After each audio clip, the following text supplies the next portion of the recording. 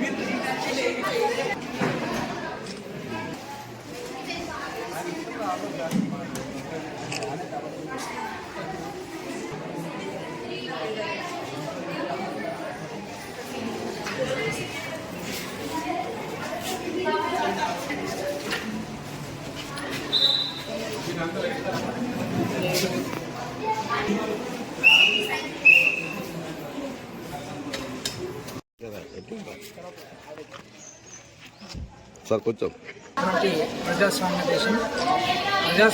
దేశంలో జరిగే ఎన్నికల ప్రక్రియ ఏ విధంగా ఉంటుందని భావి ఓటర్లైనటువంటి హై స్కూల్ పిల్లలకి మరి దాని గురించి ఒరిజినల్ ప్రాసెస్ ఏ విధంగా ఉంటుందో తెలియజెప్పడం కోసం ఈరోజు మాక్ పోల్ ఇక్కడ నిర్వహించడం జరుగుతుంది.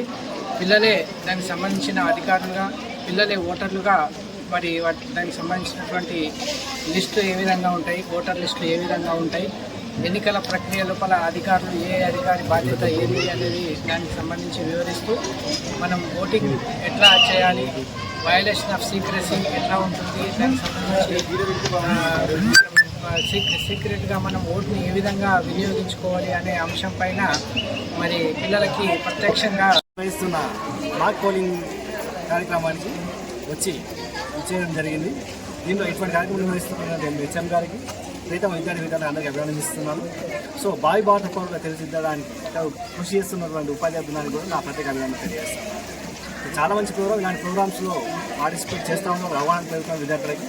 సో సువర్ణ భారతదేశాన్ని నిర్మించడంలో వారు కీలక పాత్ర పోషిస్తారని ఆశిస్తున్నాను. అట్లాగే ఈ ఎన్నికల వ్యవస్థలో ఒక పార్ట్ అయినటువంటి సూపర్వైజర్ గారికి అభినందిస్తూ ఉన్నాను.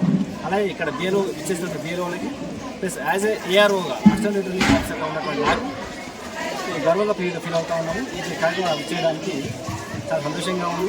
ధన్యవాదాలు.